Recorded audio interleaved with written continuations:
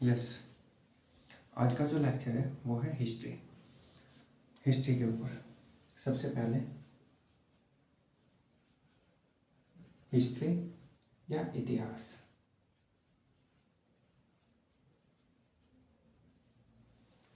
हमें इतिहास पढ़ना ही क्यों चाहिए? देखो, इतिहास पढ़ने का एक कारण तो ये है कि हम पास्ट में जो घटनाएं घटित हुई हैं उनसे कुछ सीखें, जो पहले गलतियां हो चुकी हैं उनसे सीखें और उन गलतियों को अब ना दोहराएं। पहले जो घटनाएं घटित हो चुकी हैं उनसे सीखकर अपने अंदर सुधार करें और समाज में सुधार करें। एक रीज़न ये है कि हिस्ट्री से हमें पता चलता है कि हमारे एंसेस्टर्स पहले कैसे रहा करते थे, कैसे कैसे इंसान पैदा हुए, कहाँ से पहले आदिमानव हुआ करते थे, फिर इंसान के अंदर कैसे कैसे करके सभ्यता आई, पहले आग का आविष्कार हुआ, फिर पहले आदमी आग जलाने के लिए पत्थर का इस्तेमाल किया करता था, पत्थरों के औजार बनाया करता था जानवरों को मारने के लिए, फिर धीरे धीरे करके उसने जानवरों को पालना शुरू किया, कृषि का एग्रीकल्चर को स्टार्ट किया, कृषि स्टार्ट करी। उसके बाद इंसान सभ्य हुआ, सभ्य होने के बाद उसने कैसे करके भाषा का आविष्कार हुआ, अलग अलग देशों में अलग अलग भाषाएं हैं, किस किस तरह से हुई। ठीक है, जो पिछले वॉर हो चुके हैं, जब सबको पता है कि लड़ना नहीं चाहिए, फिर वॉर होने के क्या कारण रहे, और अगर वॉर में शायद कुछ घटनाएं ना घटित होती तो आज दुनिया का इतिहास कुछ और होता। ठीक है, तो सब बातें हम जानते हैं हिस्ट्री से। हिस्ट्री एक इम्पोर्टेंट सब्जेक्ट है, सिर्फ पढ़ाई के लिए नहीं बल्कि लाइफ के लिए भी। कुछ सब्जेक्ट हैं जैसे फिलोसफी, साइकोलॉजी या हिस्ट्री ज़रूर पढ़नी चाहिए जनरली। ठीक है, कुछ लीडर्स ने तो यहाँ तक कहा है कि हम एजुकेटेड और अनएजुकेटेड में डिफरेंस तब क्रिएट कर सकते हैं, या अगर किसी ने हिस्ट्री पढ़ रखी हो तो उसके बेस पर हम एजुकेटेड और अनएजुकेटेड में डिफरेंस क्रिएट कर सकते हैं। हिस्ट्री से हमें इतना कुछ सीखने को मिलता है, बहुत इंपॉर्टेंट सब्जेक्ट है हिस्ट्री। ठीक है, हिस्ट्री को हिंदी में बोलते हैं इतिहास। ठीक है, समाज में जो पहले घटनाएं घटित हो चुकी हैं, या हम आज भी कुछ हमें एक्शन लेना हो तो हम पास्ट में हुई बातों को जानकर और उससे अंदाज़ा लगा सकते हैं कि आखिर आगे क्या हो सकता है। तो वो सब किस में आता है? हिस्ट्री में। इंग्लिश में हिस्ट्री, हिंदी में इतिहास। लेकिन ये शब्द बना है एक ग्रीक भाषा के शब्द से जिसका नाम है हिस्टोरिया। हिस्टोरिया नामक शब्द से शब्द बना है हिस्ट्री। हिस्टोरिया का मतलब होता है कहीं भी आप जाएं, आपने वहाँ जाकर इन्वेस्टिगेट करके कोई नॉलेज इकट्ठा करी हो, वो मतलब होता है हिस्टोरिया का। The knowledge gathered by the investigation. और वो नॉलेज किस बारे में है? पास्ट के बारे में। सबसे पहले पास्ट के बारे में लिखकर हमें जानकारी किसने दी? एक हेरोडोटस नाम के व्यक्ति ने। हेरोडोटस, इन्होंने एक बुक लिखी जिसका नाम है हिस्टोरिका, और उसमें हमें पास्ट में हुई घटनाओं के बारे में इन्होंने सबसे पहले लिखकर बताया। और क्योंकि सबसे पहले इन्होंने बताया इसलिए इन्हें कहा गया फादर ऑफ हिस्ट्री, इतिहास के जनक। ठीक है, उसके बाद आखिर इतिहास है क्या? तो हिस्टोरियंस ने हमारे ऐसा कहा है कि हिस्ट्री एक टेक्स्ट है, एक ग्रंथ है जो हमें पास्ट में हुई घटनाओं के बारे में जानकारी देता है। लेकिन क्या पास्ट में हुई सारी घटनाएं हिस्ट्री है? नहीं। पास्ट में हुई वो घटनाएं जिनके हमारे पास सोर्सेज हो, स्रोत हो, ताकि हम कह सकें कि वो एक्चुअल तौर पर घटित हुई हैं। अब वो सोर्सेज क्या हो सकते हैं? जिनके सोर्सेज नहीं है उनको हम हिस्ट्री में नहीं रखते हैं, उसको हम सिर्फ कहते हैं कि ये पास्ट है। ठीक है, वो बस एक अतीत है जो बीत चुका।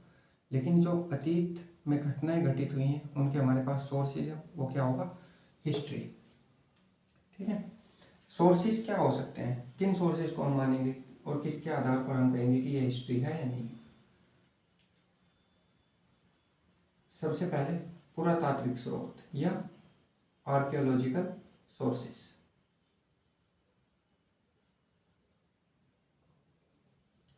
आर्कियोलॉजिकल सोर्सेस क्या हुए? इनके अंदर आते हैं जैसे फॉसिल्स।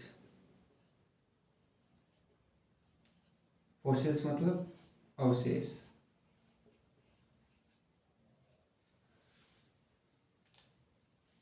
अवशेष मतलब जैसे कोई चट्टान है, चट्टान पे हमें फिंगरप्रिंट मिले हो, किसी जानवर की हड्डी मिली हो, जैसे डायनासोर की कोई हड्डी मिली हो, ठीक है, वो सब किसके अंदर आते हैं, फॉसिल्स के अंदर। उसके बाद इंस्क्रिप्शंस। इंस्क्रिप्शंस मतलब अभिलेख। सबसे पुराने अभिलेख किसके माने जाते हैं, अशोका के, ठीक है। अशोक के जो हमें अभिलेख मिले हैं वो सबसे पुराने अभिलेख मिले हैं, और ये एक अहम सबूत है बुद्धिज्म का, अशोका के इंस्क्रिप्शंस जो है, ठीक है। मतलब कोई पिलर है, उस पर कुछ लिखा हुआ मिला हो, उसको बोलते हैं इंस्क्रिप्शन। और क्या हो सकते हैं, कॉइन्स हो सकते हैं, कॉइन्स मतलब सिक्के। उसके बाद स्टैचूज, मूर्तियाँ, मॉन्यूमेंट्स, जैसे ताजमहल, लाल किला। मॉन्यूमेंट्स मतलब इमारतें। तो आर्कियोलॉजिकल सोर्स हो सकते हैं जिसके अंदर आते हैं तो फॉसिल्स हो, इंस्क्रिप्शंस हो, कॉइन्स हो, स्टैचू या मॉन्यूमेंट। दूसरे तरह के सोर्स क्या हो सकते हैं, लिटरेरी सोर्स।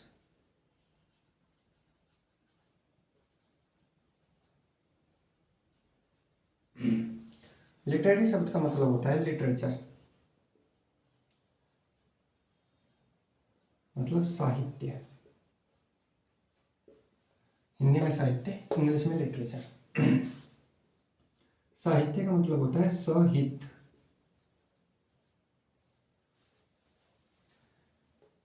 जिसमें सबका हित हो, कुछ ऐसा लिखा गया हो जिसमें पूरे समाज का हित हो और वो अच्छा हो लिखा हुआ।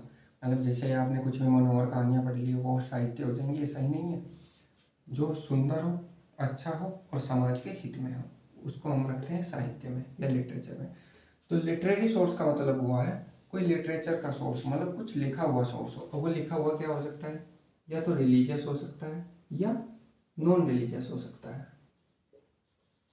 रिलीजियस मतलब धार्मिक, नॉन रिलीजियस मतलब गैर धार्मिक।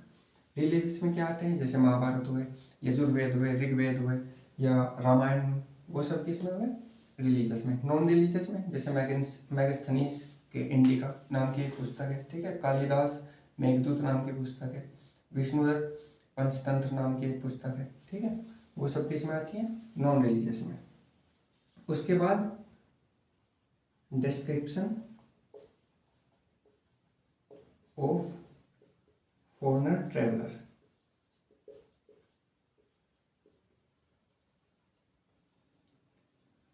मतलब डिस्क्रिप्शन ऑफ फॉरेनर ट्रैवलर का मतलब हुआ कोई विदेशी यात्री भारत में आया हो, उसने भारत में कुछ साल रहा हो और कुछ यहाँ के बारे में जाना हो, और जानने के बाद अपने देश में जाके उसने कोई भी किताब लिखी हो या हमारे देश के बारे में कुछ भी बखान किया हो, उसको बोलते हैं डिस्क्रिप्शन ऑफ फॉरेनर ट्रैवलर के अंदर उसको रखते हैं, ठीक है।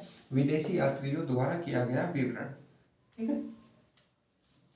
उसके बाद जैसे इब्न बतूता नाम का एक यात्री आया था, ठीक है, उसने एक किताब लिखी थी रहला, उसमें बताया था उसने मोरक्को और इंडिया के ट्रेड के बारे में, ठीक है। तो विदेशी यात्री द्वारा किया गया विवरण, जो विदेशी यात्री भारत में आया और उसने भारत के बारे में जाना हो और जानने के बाद उसके बारे में बखान किया हो, ठीक है। तो इन तीनों में से यदि कोई एक भी, ये या फिर ये, इन तीनों में से कोई भी एक कसौटी अगर पूरी हो जाती है तो हम उसको बोलते हैं कि ये हिस्ट्री है, ठीक है। उसके बाद एक मिनट,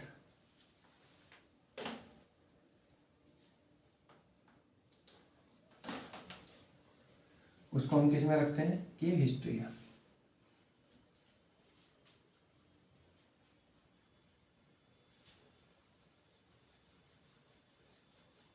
अगर हम हिस्ट्री की बात करें कि हम हिस्ट्री में पढ़ते क्या क्या है, तो हिस्ट्री में हम जनरली या तो भारत का इतिहास पढ़ते हैं,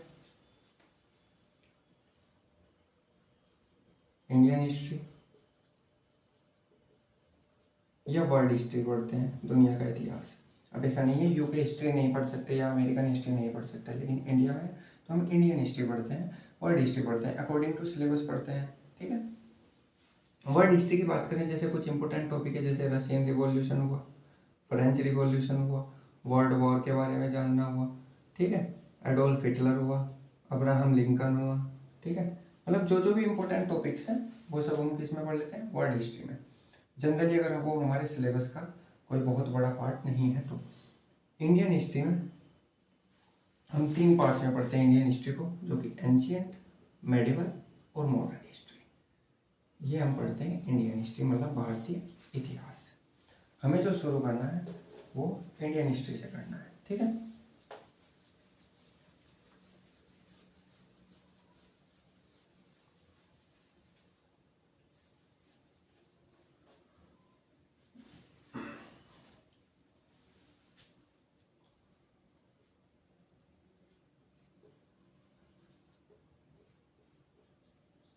इंडियन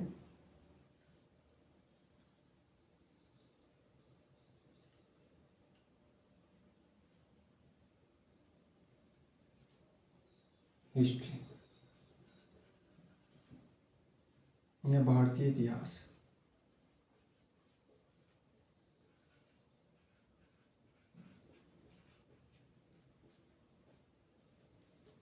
ठीक है, हिस्टोरियंस ने, क्योंकि भारतीय इतिहास एक बड़ा पीरियड है, इसलिए उसको ताकि आसानी से समझा जा सके, थोड़ा आसानी से, और पढ़ा जा सके, इसलिए भारतीय इतिहास को 3 जगह डिवाइड कर दिया है, जिसमें सबसे पहला है ancient,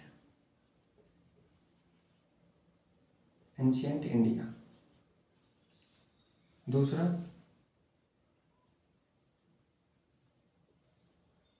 medieval India.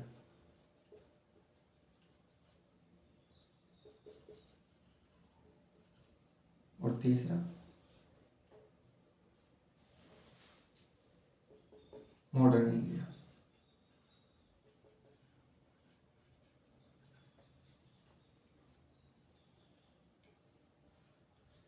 Ancient India मतलब प्राचीन भारत, मेडिवल इंडिया मतलब मध्यकालीन भारत, और मॉडर्न इंडिया मतलब आधुनिक भारत, ठीक है।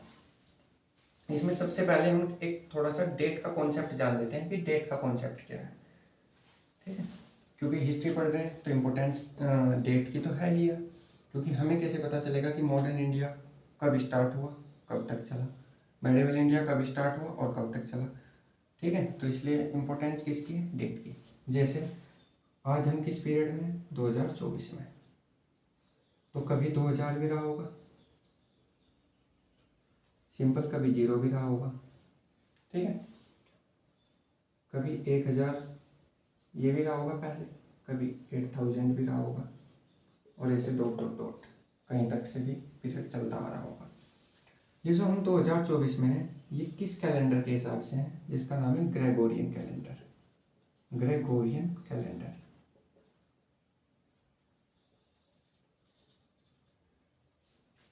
ग्रेगोरियन कैलेंडर की शुरुआत क्रिश्चियंस ने करी, और किसके आधार पर करी, जीसस क्राइस्ट के जन्म के आधार पर, जिसको माना गया 0 year, birth of Jesus Christ, birth of Jesus Christ.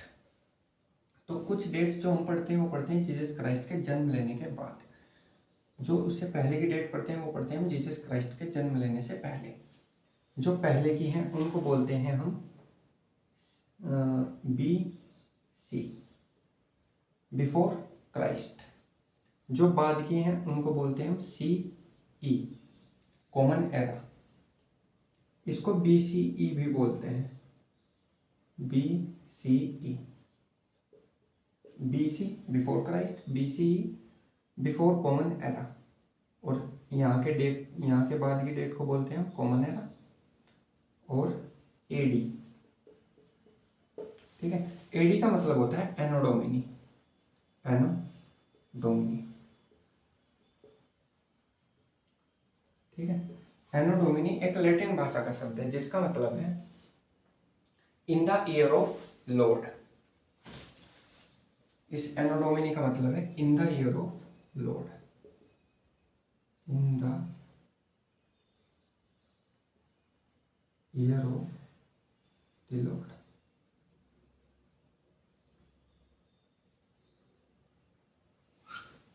In the year of the Lord. लेकिन हम द लॉर्ड की जगह पे क्या इस्तेमाल करते हैं एनो डोमिनी में, अवर लॉर्ड, अवर लॉर्ड, ऐसा क्यों कि हम द लॉर्ड की जगह आवर लॉर्ड इस्तेमाल करते हैं? एक्चुअली ये जो एनो डोमिनी पूरा शब्द है ये है एनो डोमिनी नोस्ट्री जेसु क्रिस्टी, ठीक है। एनो डोमिनी नोस्ट्री जेसु क्रिस्टी। इसका मतलब होता है in the year of our lord Jesus Christ, ठीक है। In the year of our lord Jesus Christ, मतलब जीसस क्राइस्ट का जब जन्म हुआ उन सालों में, ठीक है। तो यहाँ पे अगर जीसस क्राइस्ट का जन्म हुआ हो तो ये जो साल है इनमें भी तो जीसस क्राइस्ट का जन्म रहा ना, ठीक है। तो इन सालों में एडी का मतलब होता है एनो Domini नोस्ट्री Jesu Christi in the year of our Lord, ठीक है, आवर लॉर्ड जेसु क्रिस्टी। कुल मिला के जीसस क्राइस्ट के जन्म लेने के बाद, जब जीसस क्राइस्ट का जन्म हो चुका है तब के बाद की डेट को हम क्या डालते हैं? सी कॉमन एरा, एडी एनो डोमिनी। उनसे पहले की डेट को हम डालते हैं बीसी बिफोर क्राइस्ट और बीसी बिफोर कॉमन एरा, ठीक है। उदाहरण के तौर पर जैसे किसी का जन्म हुआ हो सन 1980 में, ठीक है, और उसकी डेथ हुई हो 2030 में, तो उसकी एज कितनी हुई टोटल? लगभग 50 ईयर्स, ठीक है। अब ये 50 साल उसकी एज बढ़ी है तो ये नंबर भी बढ़ा है, हम प्लस की तरफ चले हैं। लेकिन इस तरफ डेट कैसे डालते हैं? जैसे किसी का जन्म हुआ हो जब जीसस क्राइस्ट को जन्म लेने में थे 500 साल बाकी, मतलब 500 BC।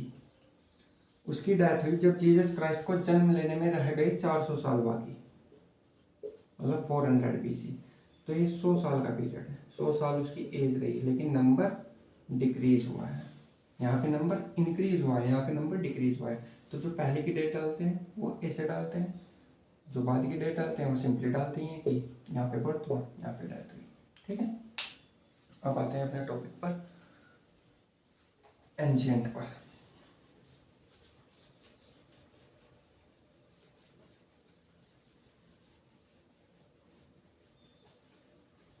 एंशिएंट इंडिया मतलब प्राचीन भारत।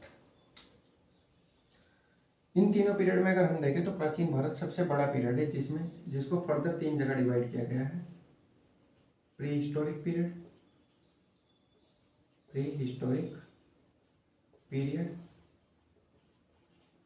प्रोटो हिस्टोरिक पीरियड,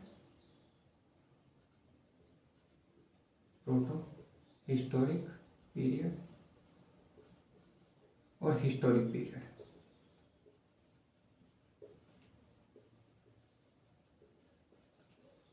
प्रागैतिहासिक काल, आद्यैतिहासिक काल और ऐतिहासिक काल।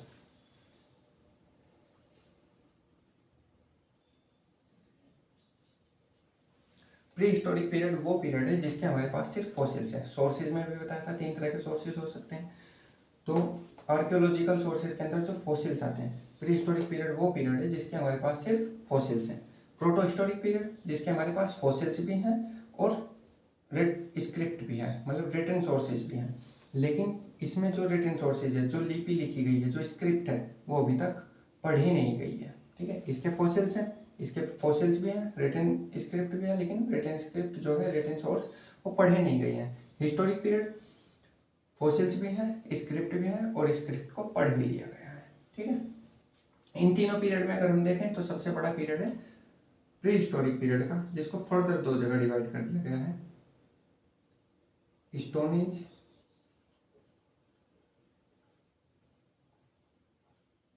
और कोपर एज।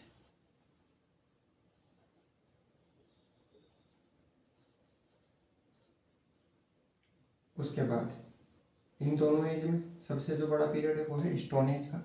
स्टोन एज को फर्दर 3 जगह डिवाइड कर दिया गया है, Palaeolithic period,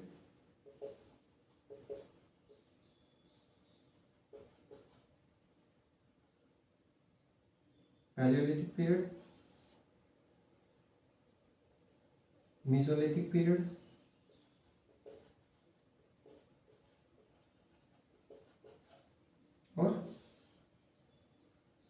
Neolithic period.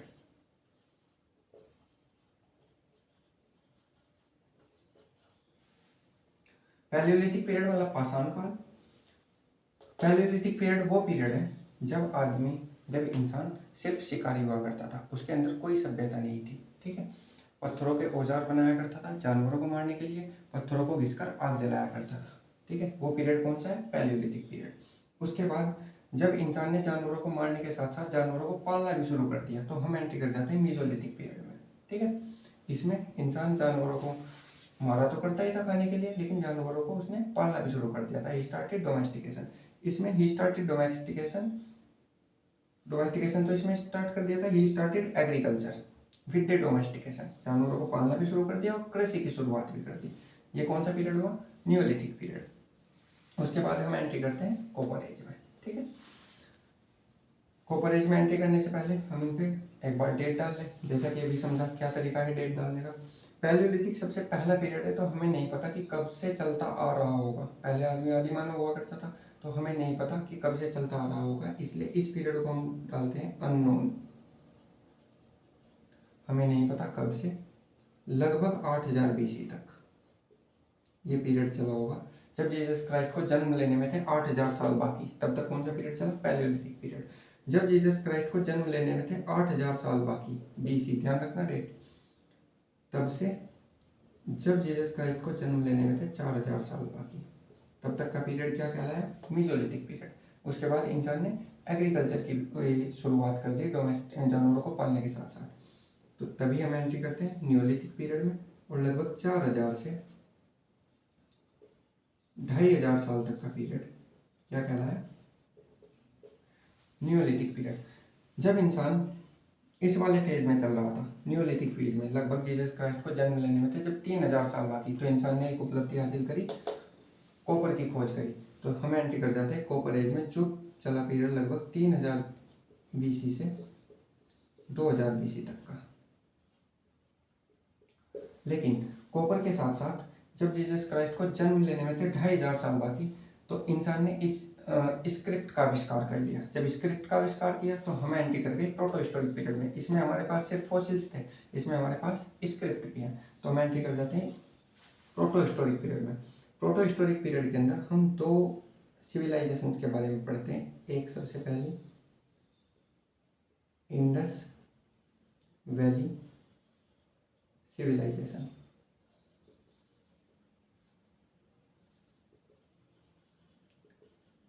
Hindi में सिंधु घाटी की सभ्यता या हड़प्पा सिविलाइजेशन। और दूसरी पढ़ते हैं हम वैदिक सिविलाइजेशन या वैदिक सभ्यता। सभ्यता का मतलब होता है, या सिविलाइजेशन का, कुछ लोग इकट्ठा होकर एक जैसा काम करना शुरू कर दें, उसको बोलते हैं सभ्यता या सिविलाइजेशन। ठीक है, जब जीसस क्राइस्ट को जन्म लेने में थे लगभग 2500 साल बाकी, तब से 1750 तक का पीरियड इंडस वैली सिविलाइजेशन या सिंधु घाटी की सभ्यता। और सिंधु घाटी की सभ्यता के लोगों ने ही कॉपर में टिन को मिलाया, कॉपर में टिन को मिलाया और किसका आविष्कार कर दिया? और कॉपर में टिन को मिलाकर बना दिया ब्रोंज। इसलिए इस पीरियड को क्या कहा जाता है? Bronze as, bronze as. और इस सभ्यता के लोगों ने ऐसा किया, इसलिए इसे कहा जाता है ब्रोंज सिविलाइजेशन। ठीक है, Indus valley civilisation, bronze civilisation and Harappa civilisation. उसके बाद इतिहासकारों के अनुसार ऐसा हुआ कि 1750, जब जीसस क्राइस्ट को जन्म लेने में थे 1750 साल बाकी, तभी बाढ़ आ गई और बाढ़ आ जाने के कारण ये पूरी की पूरी सभ्यता समाप्त हो गई। इस सभ्यता के समाप्त हो जाने के बाद भारत में लगभग 250 साल तक सूखा पड़ा रहा। और 250 साल के बाद जो मिडल एशिया है, ठीक है, तो मिडल एशिया जहाँ पे पड़ते हैं किर्गिस्तान और तुर्कमेनिस्तान, उज्बेकिस्तान, वहाँ से कुछ लोग आए और आकर उन्होंने वैदिक सभ्यता की शुरुआत करी। वो लोग कौन थे? आर्य। और उनके ही कारण नॉर्थ वेस्ट में और नॉर्थ में भारत के नॉर्थ वेस्ट वाले रीजन में और नॉर्थ में उन्होंने शुरुआत करी वैदिक सिविलाइजेशन। और क्योंकि वो वहाँ से आए थे, और वो कौन थे, आर्य, उन्हीं उन्हीं के नाम पर हमारे देश का नाम पड़ा है आर्यव्रत, मतलब उन्हीं के आने से। ठीक है, हमारे देश का एक नाम क्या है, आर्यव्रत। तो वैदिक सिविलाइजेशन की शुरुआत होती है इसके 250 साल बाद, 250 साल तक सूखा रहा, लगभग 1500 BC से 600 BC तक।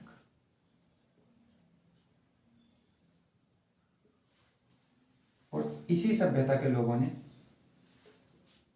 आयरन का आविष्कार कर लिया, आयरन की खोज करी। और जैसे ही आयरन की खोज हुई तो पहले कृषि किससे करी जा रही थी, पत्थरों के औजार बन रहे थे, लकड़ी के औजार थे, तो उससे कृषि करी जा रही थी। अब एग्रीकल्चर होने लगी आयरन से। ठीक है, आयरन के औजार बनने लगे, लोहे के बनने लगे। तो जब लोहे के बनने लगे तो खेतों को अच्छे से जोता जाने लगा, गहराई से जोता जाने लगा, तो पैदावार बढ़ी, पैदावार बढ़ी तो धन आया। और जब धन और संपत्ति आई तो ग्रामीण से शहरीकरण की ओर बढ़े। ठीक है, और जब शहरीकरण की ओर बढ़े तो इन्होंने जो भी स्क्रिप्ट लिखी, स्क्रिप्ट का आविष्कार यहाँ पर हो चुका था। तो ये वाला पीरियड हमने स्क्रिप्ट के साथ पढ़ा। लेकिन फिर इन वाले लोगों ने जब स्क्रिप्ट लिखी तो उसको आज पढ़ भी लिया गया है। ये वाली स्क्रिप्ट अभी तक पढ़ी नहीं गई है, तो इसको पढ़ भी लिया गया है। तो हम जैसे ही स्क्रिप्ट को पढ़ा गया, हम एंट्री करते हैं हिस्टोरिक पीरियड में। और हिस्टोरिक पीरियड को ही बोला जाता है आयरन एज, आयरन एज या लोह युग। हिस्टोरिक पीरियड को हम पढ़ते हैं 600 BC से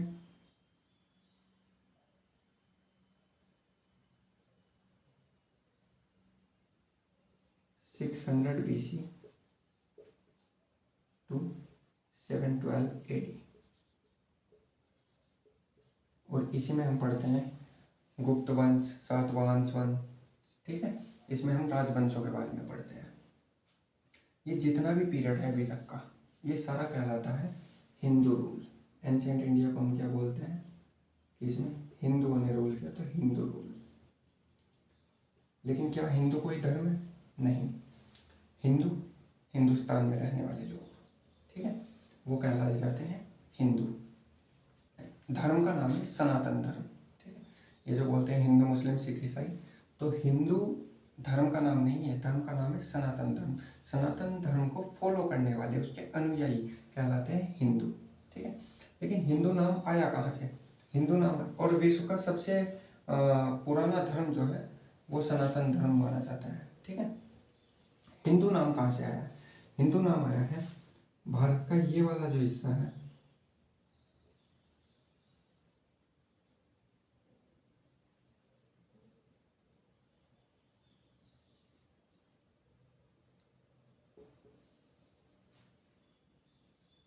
यहाँ पर तो हिमालय है, इस वाले हिस्से में,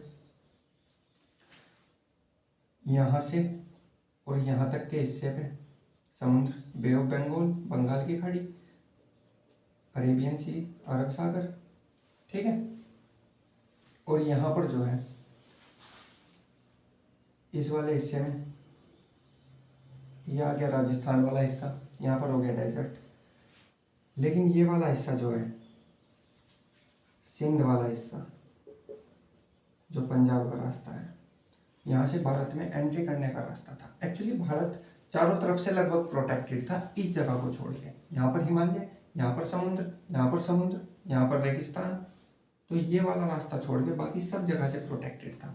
तो सबसे पहले भारत पर जो आक्रमण हुआ वो इसी रास्ते से हुआ, और वो किसने किया? पर्शियंस ने, पर्शियंस ने। ठीक है, या फारसी लोग जो हुए, ठीक है, फारस के लोग। पर्शियंस ने सबसे पहले आक्रमण किया, और आक्रमण कैसे किया कि यहाँ पे जो नदी बहती है सिंध, जो फिलहाल पाकिस्तान में है, तो सिंध नदी को, सिंधु को इन्होंने कहा इंदु। क्यों? क्योंकि पर्शियन भाषा में, फारसी भाषा में स का उच्चारण नहीं होता है, तो इन्होंने सिंधु नदी को इंदु नदी कह के पुकारा। जब इंदु नदी कह के पुकारा तो इंदु नदी के पार रहने वाले, जो इंदु नदी के पार जो मुल्क है वो कहलाया हिंदुस्तान, और हिंदुस्तान में रहने वाले लोग कहलाए हिंदू, हिंदू से मॉडिफाई होकर बना हिंदू। तो हिंदुस्तान में रहने वाले लोग कौन हुए? हिंदू। तो हिंदू किसी धर्म का नाम नहीं, सिंध नदी के पार रहने वाले लोग क्या कहलाए? हिंदू। उसके बाद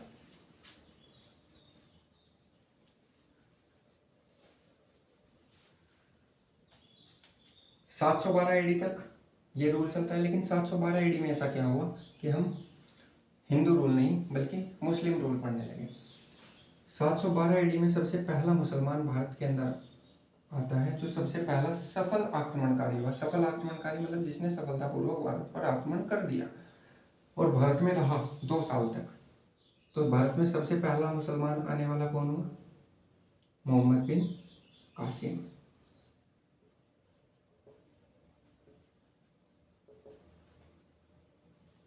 जो कहाँ से आया था? अरब से आया था। भारत में अरेबियन इन्वेजन हुआ, जो जिसमें सबसे पहला कौन आया आक्रमण करने वाला? मोहम्मद बिन कासिम, जो 712 एडी में भारत में पहुंचता है और 714 एडी तक भारत के अंदर रहता है। ठीक है, इसके आते ही हम एंट्री कर जाते हैं मेडिवल इंडिया में। मोहम्मद बिन कासिम के बाद भारत में एंट्री होती है तुर्कों की, टर्किश इन्वेजन, जिसमें हम पढ़ते हैं महमूद गजनवी के बारे में। महमूद गजनवी। उसके बाद हम पढ़ते हैं मोहम्मद गोरी के बारे में। मोहम्मद गोरी के बारे में। और मोहम्मद गोरी जब भारत में आता है और भारत में इसका युद्ध होता है second battle of Tarain, Tarain का दूसरा युद्ध।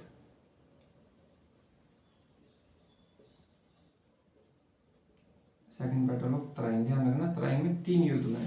तो जो दूसरे वाला युद्ध था उसमें मोहम्मद गोरी हराता है पृथ्वीराज चौहान को। पृथ्वीराज चौहान को। पृथ्वीराज चौहान के ससुर राजा जयचंद, उन्हीं की मदद से मोहम्मद गोरी पृथ्वीराज चौहान को हराता है।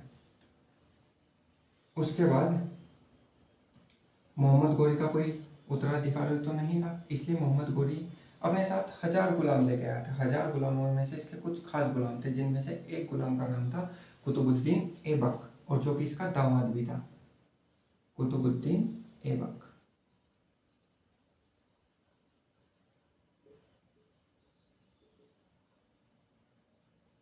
ये बात है 1206 की, 1206।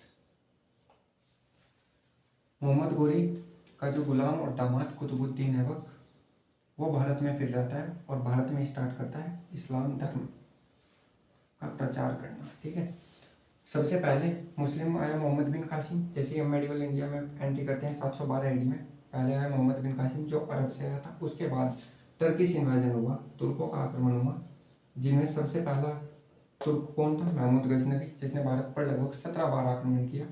ठीक है, उसके बाद दूसरा कौन आया? मोहम्मद गोरी। मोहम्मद गोरी से युद्ध हुआ पृथ्वीराज चौहान का, जो कि कौन सा था? Second battle of Tarain. उसके बाद मोहम्मद गोरी का ही एक गुलाम और दामाद हुआ करता था कुतुबुद्दीन ऐबक, जो भारत में रुका और भारत में इसने इस्लाम धर्म को आगे बढ़ाया और शुरुआत करी गुलाम वंश की। गुलाम वंश या स्लेव डायनेस्टी। इस वंश का नाम गुलाम ही क्यों? क्योंकि कुतुबुद्दीन ऐबक मोहम्मद गोरी का गुलाम था। अच्छा, मोहम्मद गोरी का क्या हुआ? मोहम्मद गोरी 1206 में वापस चला जाता है। इसकी जाटों के द्वारा या खोखरों के द्वारा हत्या कर दी जाती है। ठीक है, और इसका कोई उत्तराधिकारी न होने के कारण इसका दामाद भारत में राज करता है, लेकिन सिंहासन पर नहीं बैठता। कुतुबुद्दीन ऐबक ने कभी राज सिंहासन पर बैठकर नहीं किया था। ठीक है, क्योंकि वो अपने आप को गुलाम ही माना करता था। कुतुबुद्दीन ऐबक ने गुलाम वंश की स्थापना करी और यहीं से हम पढ़ते हैं दिल्ली सल्तनत। यहीं से हम जो पढ़ते हैं वो पढ़ते हैं दिल्ली सल्तनत।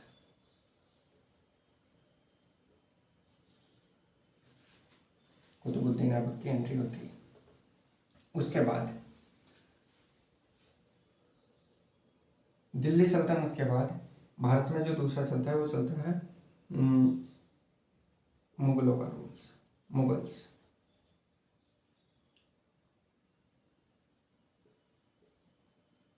मुगल पीरियड। दिल्ली सल्तनत का पीरियड चला 1206 से 1526 तक। ठीक है। 1526 में एक राजा रूल कर रहा था जिसका नाम था इब्राहिम लोदी। इब्राहिम लोदी को 1526 में 21 अप्रैल 1526 को बाबर आता है और पहले पानीपत के युद्ध में इसे हराता है, और हराने के बाद स्थापना होती है मुगल वंश की। ठीक है, जहाँ से हम पढ़ते हैं मुगल पीरियड। ठीक है, मुगल पीरियड में हम सबसे पहले पढ़ते हैं बाबर के बारे में। ठीक है, बाबर कब आया था? 1526 में, जो पहला बैटल लड़ा गया था पानीपत का। ठीक है, इब्राहिम लोदी अकेला ऐसा सुल्तान था जिसको बाबर ने हराया था, जो युद्ध भूमि में मरा था। और आखिरी सुल्तान कौन था? इब्राहिम लोदी। चूंकि दिल्ली सल्तनत यहीं पे खत्म होती है, तो आखिरी सुल्तान उस टाइम कौन था? इब्राहिम लोदी। बाबर। बाबर के बाद हम पढ़ते हैं हुमायूं के बारे में। हुमायूं। और हुमायूं के साथ साथ ही हम पढ़ते हैं शेर शाह सूरी। ठीक है, उसके बाद अकबर, उसके बाद जहांगीर,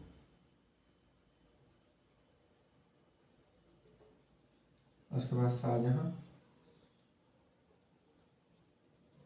और उसके बाद औरंगजेब।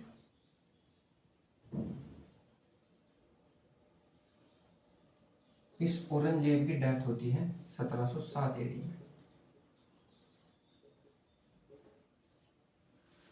मुगल डायनेस्टी का सबसे क्रूर और ताकतवर शासक भी था। ताकतवर तो और भी थे, लेकिन सबसे क्रूर शासक था औरंगजेब, जो 1707 एडी में जिसकी डेथ होती है। औरंगजेब के बाद भी मुगल एम्परर्स रहे, लेकिन इनका डिक्लाइन स्टार्ट हो गया था, चूंकि राइज स्टार्ट हो गया था किसका? अंग्रेजों का। अंग्रेज ऊपर बढ़ने लगे थे और मुगल नीचे गिरने लगे थे। तो जो सबसे लास्ट का जो सबसे ताकतवर शासक रहा वो कौन रहा? 1707। इसके बाद डाउनफॉल ऑफ मुगल स्टार्ट हो गया था। ठीक है, तो 1707 तक ही चूंकि एक ताकतवर शासक रहा मुगल वंश का, इसलिए हम 1707 तक ही पढ़ते हैं मुस्लिम रूल। उसके बाद तो अंग्रेज स्टार्ट हो गए। ठीक है, तो ये पीरियड रहा 712 एडी से 1707 तक का। औरंगजेब के मरने तक का पीरियड, वो पढ़ते हैं हम मेडिवल इंडिया में। मेडिवल इंडिया के बाद हम एंट्री करते हैं मॉडर्न इंडिया में।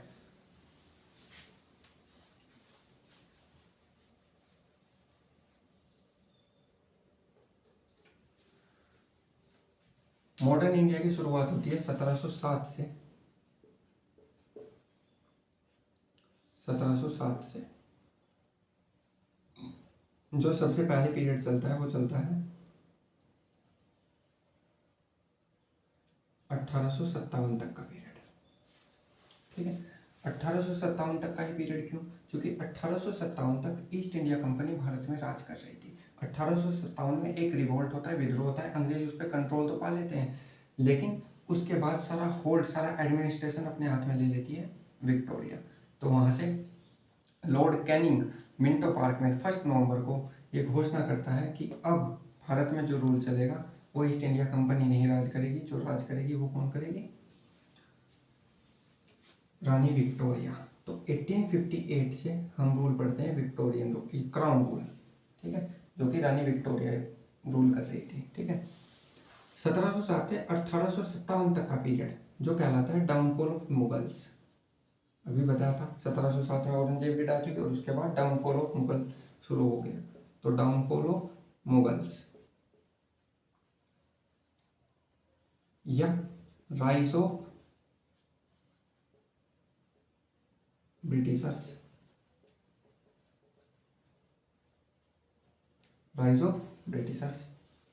1857 में जब रिवोल्ट होता है उसके बाद हम भारत में पढ़ते हैं इंडियन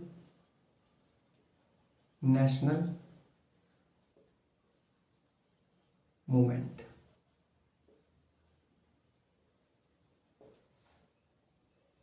और इसके बाद 1947 में फाइनली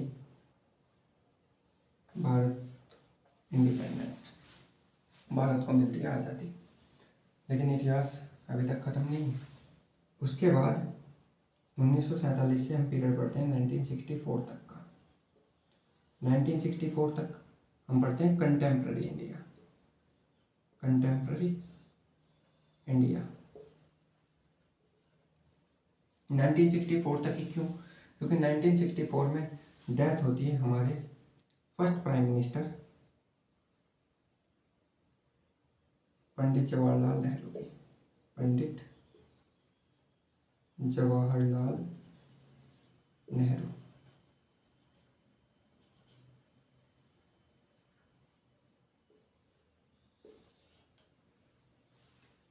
तो हम कुल मिला के इतिहास पढ़ते हैं अननोन पीरियड से till the death of our first prime minister Pandit Jawaharlal Nehru की। ठीक है। Ancient India, medieval India. Medieval India को बोलते हैं मुस्लिम रूल, क्योंकि सभी रूल्स किसने की, सारा रूल किस पे था लगभग, मुस्लिम्स पर, तो इसको हम बोलते हैं मुस्लिम रूल।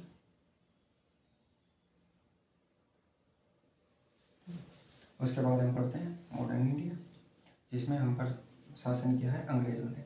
ये पीरियड रहा लगभग 350 साल तक का। ये पीरियड रहा, ये 1000 साल तक का टोटल पीरियड है, जिसमें मुगलों का पीरियड है 350 साल तक का, जो कि एक लंबा पीरियड है सबसे ज़्यादा। उसके बाद अंग्रेजों का है 200 साल तक। हम बोलते हैं कि 200 साल तक राज किया, लेकिन 200 साल तक ही क्यों? ये तो 1707 से स्टार्ट हो गया, क्योंकि 1757 में यहाँ पर सबसे पहले इन 1757 अंग्रेजों के साथ पहला युद्ध लड़ा जाता है, जो कि भारत के इतिहास का सबसे छोटा युद्ध है, लगभग 1.5 घंटा चला था, बैटल ऑफ प्लासी। और बैटल ऑफ प्लासी में भारतीयों के हार जाने के बाद बंगाल का गवर्नर सबसे पहले कौन बनता है? Robert Clive. और वहीं से एडमिनिस्ट्रेशन स्टार्ट होता है भारत में। तो 1757 से 1947 तक का पीरियड, लगभग 190 साल का, इसी को हम बोलते हैं, इस वाले पीरियड को हम बोलते हैं कि अंग्रेजों ने भारत पर 200 साल राज किया है। ठीक है।